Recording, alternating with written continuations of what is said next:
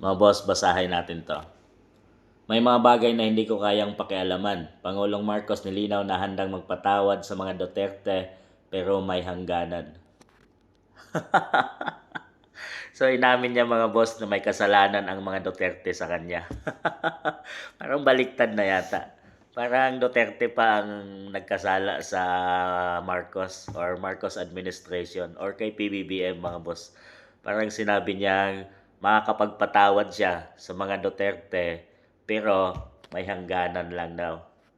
Ano ibig sabihin nun mga boss? So, una, ang naging kasalanan ng mga Duterte kasi sila ay magkasundo, magkaibigan nung election mga boss. Sila nga ay nasa unity team. So doon at nanalo nga president at vice president. So first time sa kasaysayan ng Pilipinas na magkasundo na sa isang partido ang nanalo for president and vice at history din na 30 million plus ang nakuha ng dalawang ito. So history yun, pinakamarami sa kasaysayan ng ating bansang Pilipinas. So itinalaga si BP Inday bilang DepEd Secretary ni PBBM mga boss. So nagumpisa ang kanilang away, bangayan at naging mortal enemy na ang Marcos Duterte dahil sa may siningit na budget insertion diyan sa DepEd mga boss at hindi pumayag si BP Inday Sara. So nilabas niya, binulgar niya na si Saldico at si Martin Romualdez lang ang may hawak sa pera ng bansang Pilipinas. Doon na nagumpisa ang awayang Duterte mga boss at sumali na ang kang dating Pangulong FPRRD at sinabing may bagahe at sinabing bangag si PBBM mga boss. So sumasali siya sa mga rallies, sa mga interview sa TV at talagang doon nag-trigger ang hidwaang Marcos at Duterte. Parang reply lang dati mga boss ng kanyang ama, Marcos versus Aquino naman. So, ito yung version 2 mga boss with PBBM and Duterte naman ang kanyang kalaban. So parang reply lang doon sa nangyari ng kanyang ama mga boss. So siguro yan na talaga ang history ng mga Marcos administration mga boss. So doon nagumpisa ang kanilang bangayan hanggang sa talagang natakot na sila kay dating Pangulo at pinadala nila sa ICC dahig mga boss. Yun naman talaga nilaban ni dating Pangulo na sinasabing walang jurisdiction na ang ICC.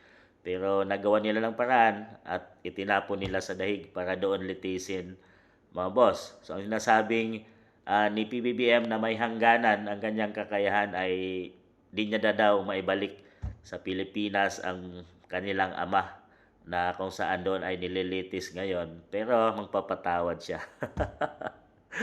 Parang mga Duterte talaga ang may malaking kasalanan kaya ginawa yon ng Marcos administration ngayon pati yung mga kakampi ng Duterte ay talagang unti-unti na nilang tinutugis, kinakasuhan, nililitis kagaya kay Bato de la Rosa na isusunod sa ICC mga boss at samot-saring kaso na binabato nila dito kay BP Inday Sara at impeachment trial.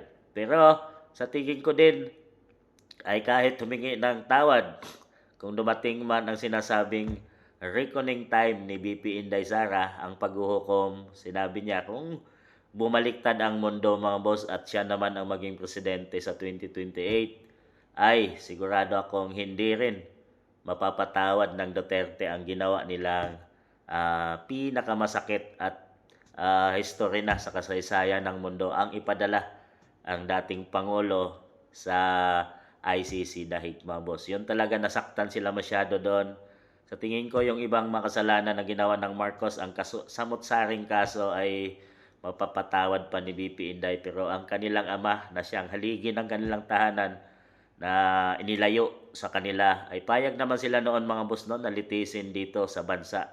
Pero ang pinakamasakit ay dinala nila sa dayuhang bansa ay hindi mapapatawad ng mga Duterte at nakaukit na ito mga boss sa kasaysayan at talagang nabasag na ang samahang Marcos Duterte at mahirap na itong ibalik pagdugtungin pa At yan lang, kahit humingi pa ng tawad, kung bumaliktad ang mundo at reckoning time ay hindi na talaga mangyayari ang sinabing kapatawaran na ibibigay dito sa dalawang pamilyang ito, Marcos and Duterte, pero sa nakaraan Marcos Aquino.